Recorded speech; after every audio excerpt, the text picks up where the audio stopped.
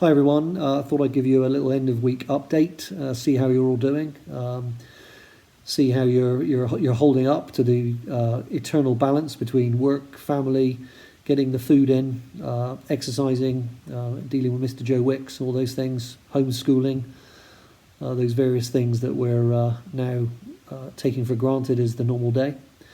I hear some great stories of what's going on around the various services, some very imaginative things being done to keep everybody safe and happy in these strange times. I particularly wanted to talk about an issue that's caused a bit of anxiety and consternation in the business. This issue of furloughing, which is a word that Boris Johnson seems to have invented, or at least nicked from the Americans, whereby staff can have 80% of their salaries covered when they are not working. As with all these things, not as easy in delivery as it is to make as to promise. But we've taken legal advice, and we now got a clear position on what's going on.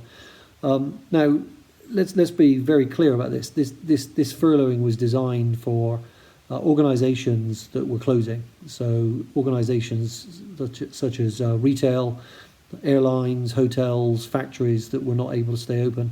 And it's a way of keeping people paid when there is no work to do. Of course, we are not that type of organisation. We need as many of you as possible to be able to work safely and effectively in our services, and in some cases to cover for those who can't.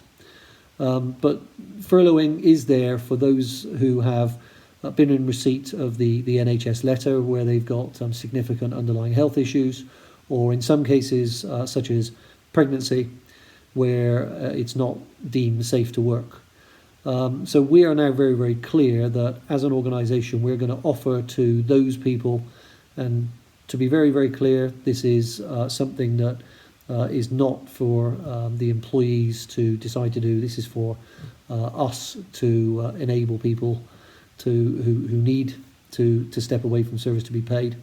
But we will be paying people at full rate if they are furloughed.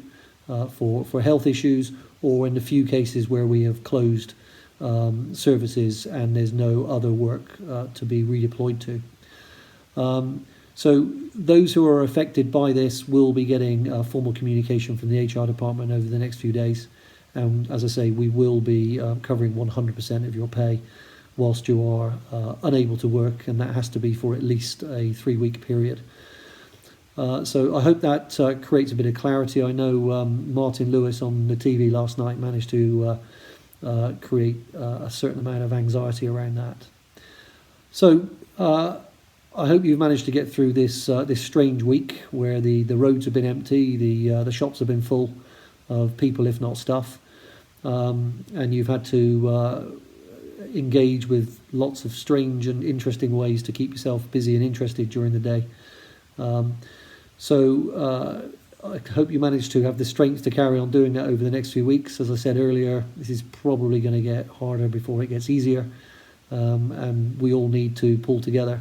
The culture of the organisation is really impressive. I'm deeply humbled by what I hear is going on in the service.